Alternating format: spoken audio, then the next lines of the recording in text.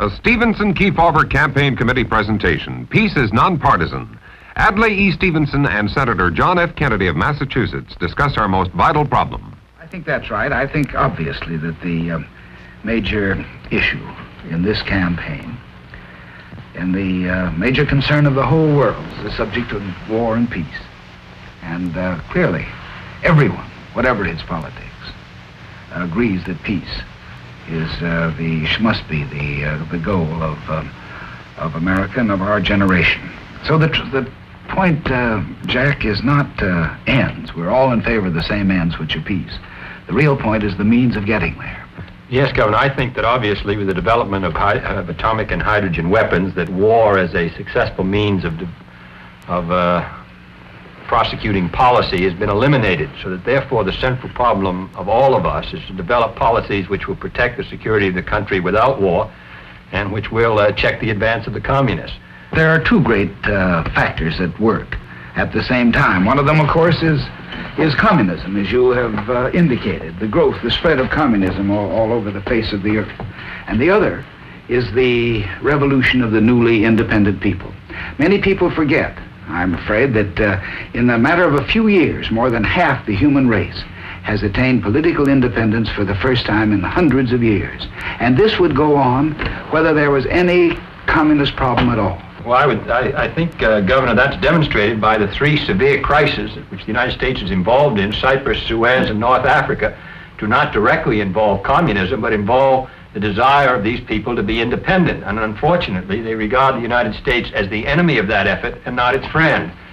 Yes, and of course, communism always exploits these discontents and makes the most of it and turns them against us. What emerges in my mind, perhaps more significantly than anything else, is that these underdeveloped countries are going to develop. They're going to industrialize. They're going to have more of the good things in life. They're going to improve their standard of living one way or another. They're either going to do it our way, the free way, by consent of their people, or they're going to do it the Soviet way, the communist way, by involuntary methods, by forced labor, forced savings, and so on. The important thing, it seems to me, Jack, is to persuade these people that they may preserve their independence, that they can keep free too, the way we have been. But to do that, we're going to have to help them. And I think that there would be nothing more important than you could do as president is to show that the United States speaks with its traditional voice and puts out its hand of friendship to all these people. And after all, you don't stop ideas at boundaries, and you don't stop them with bullets. And basically this is a competition for people's allegiance, because they, at heart, we have all the advantage, because we are on the side of freedom and individual liberty. We must exploit this advantage. We must make people persuade them that we have their welfare, their improvement at heart too. This basic problem of maintaining the peace and holding our security, it seems to me, has three elements. First, to maintain our traditional allies and the friendship of our traditional allies in Western Europe. Secondly, to weaken the hold that the Soviet Union has on its satellite countries.